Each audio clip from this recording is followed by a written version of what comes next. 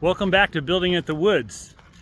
If you're new here, we are a intergenerational family that is building 2 homesteads here in western Michigan. We just finished up our 3rd year of development, and we're cohabitating in this barn behind us while we help each other build our houses. At this point, our house is no more than a foundation, but Kyle and Heather's house is coming along.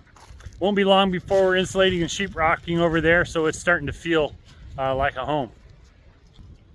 How much will we get done on this building season? Well, we don't know, but come along with us for the ride. We'll show you.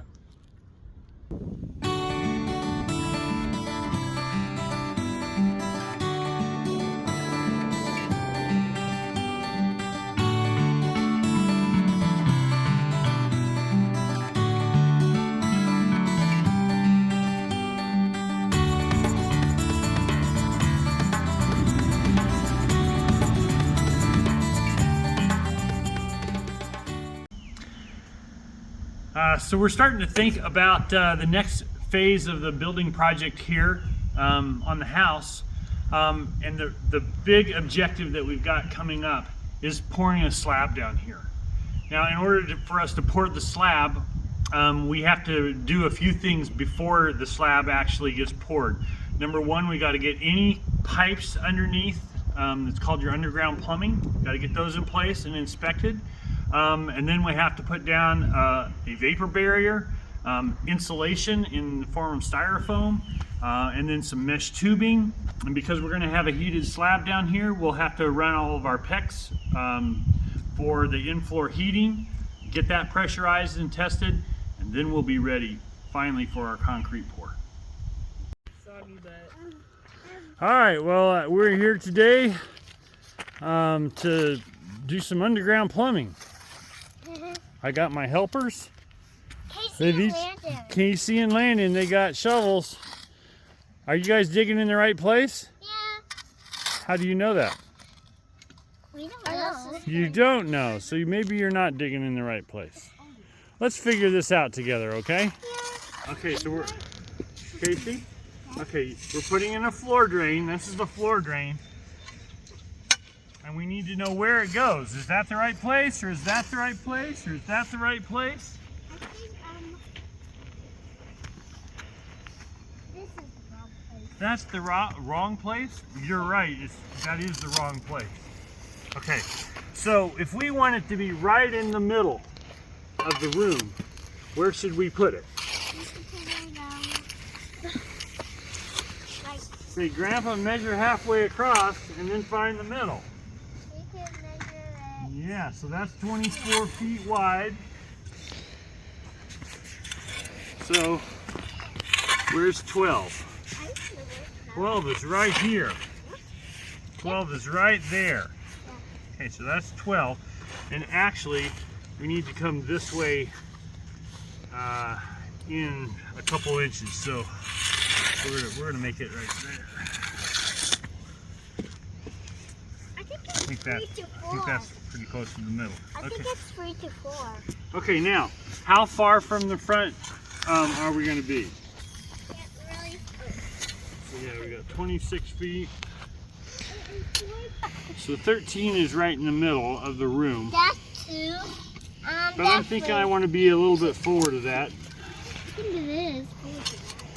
I think I'm going to go 15 feet. So let's put it right here. All right, so that's where we're going to put it. Wet. Let's run a pipe this direction. Okay. Go like 45 degrees. We can jump that high. Go this way. Go this way. We should go to the beach. We should go to the beach. It's not quite warm enough. We need Pretty like soon, sweetie pie. we need sunny and 80 degrees with. Yeah. So this is going to be right here like that. Oh, I can see a dragon. That's like a dragon. Does it look like a dragon? Yeah. Except that needs to come up about like that. I can put it down. we're just kind of eyeballing it right now. All right, now how deep does it need to be? We need a transit. We do need a transit. I was just thinking about that. Yeah, let me go get the transit.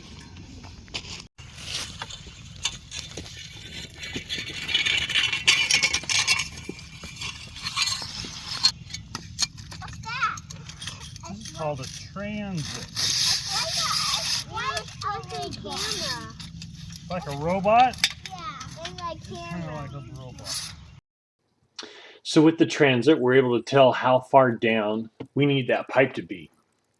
And we've got some digging to do. So we're going to dig the channel for the pipe. We're also going to dig along the front of the garage and establish that front edge of the slab.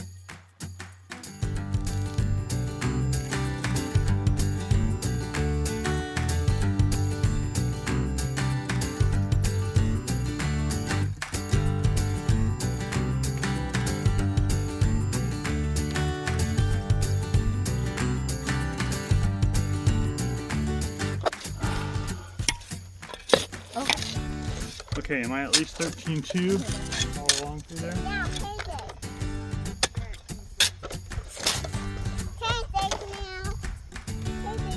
it. No, you cannot push dirt in the hole.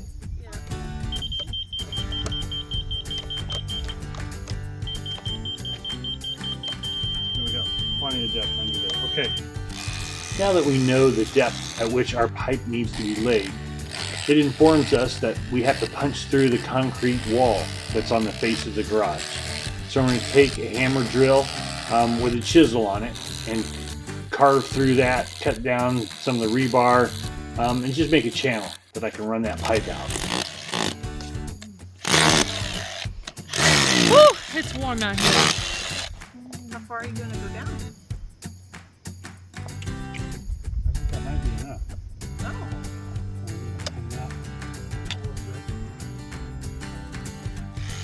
Well, to finish out the channel in the wall, required a little bit of sawzawing and a little bit of using the angle grinder to grind down the rebar that was sticking up.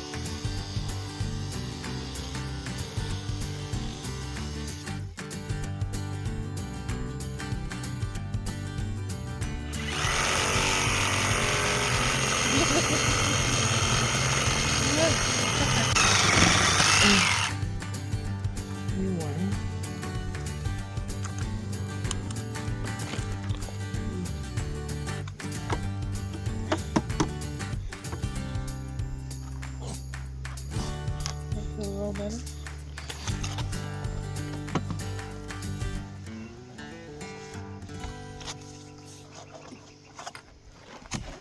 Okay, but let's do our 1/4 inch per foot stuff and see where it needs to be sitting.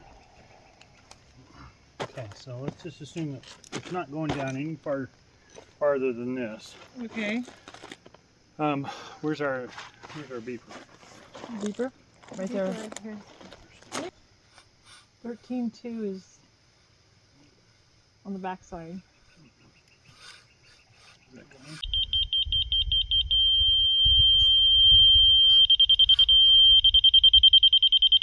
So 5.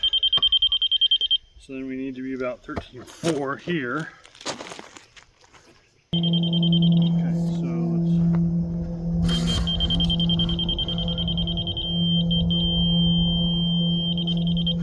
Okay, so that's almost 13 feet. 13.2.5. That's exactly. So let's bed this thing down without moving it.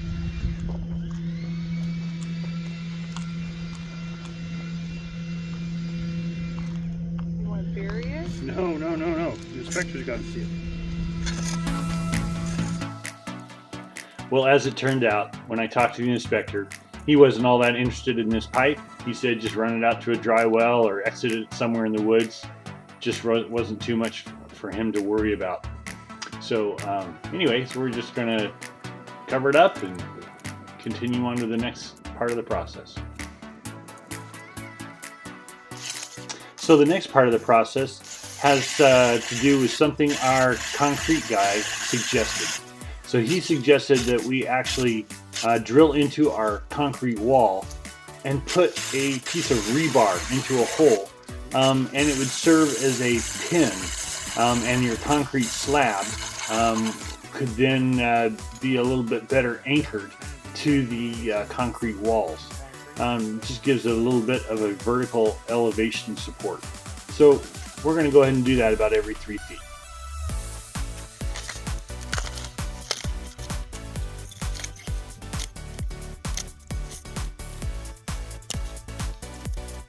Nicely done. What do you think, boss? Okay.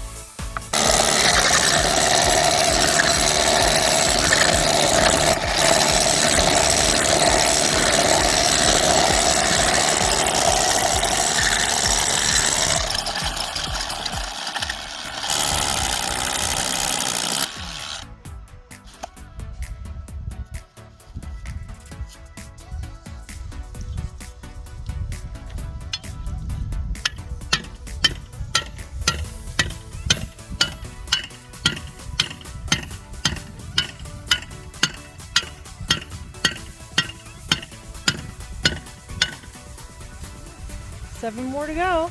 Woohoo! Do we have to do the same thing down in the basement? I don't know that we do. This up here, I was just really kind of thinking we've put 9 feet of fill in here. Right. And so the possibility of it settling is pretty good. Even though we've let it go through a year, there's been water on it, we're going to compact it still. That's just a lot of fill that's been disturbed. It's not natural ground. Down there, man, you've only got maybe 8 inches of fill on top of undisturbed soil. Okay. So I don't think there's going to be very much subsidence there. Hopefully not. Yeah. Okay. Well, Karen and I got in a groove, cutting out the little pieces of styrofoam, drilling holes, and putting those pins in. Just another step in getting that concrete floor ready for the pour.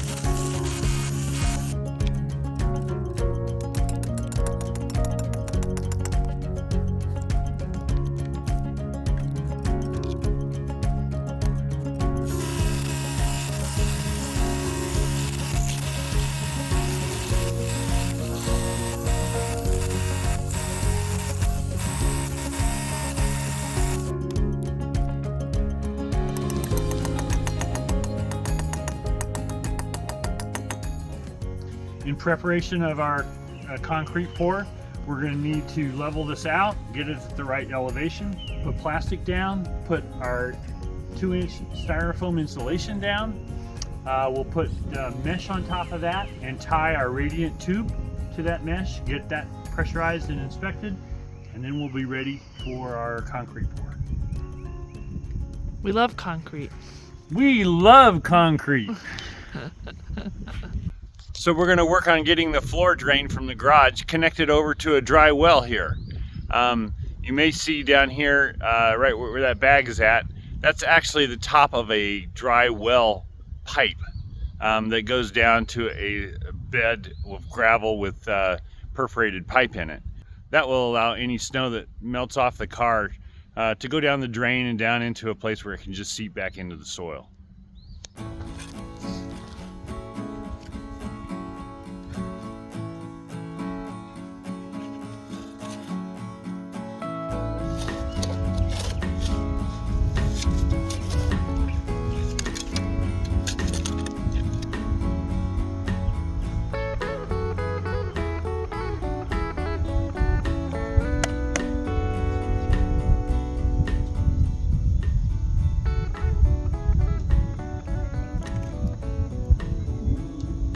paint? Can I paint? I love purple. Is your favorite color? It's my favorite color.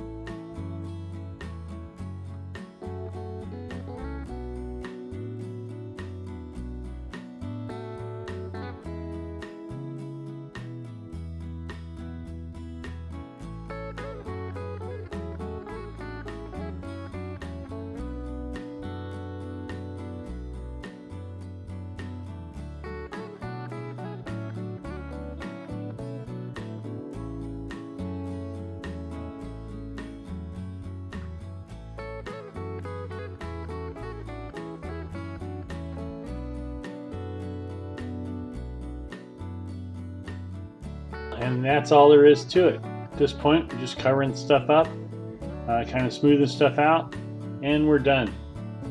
In our next video, you can start to see what has to happen next. We've got to go through and level out that floor in preparation for laying the plastic, the foam, the pipe, and the mesh. We'll see you next time.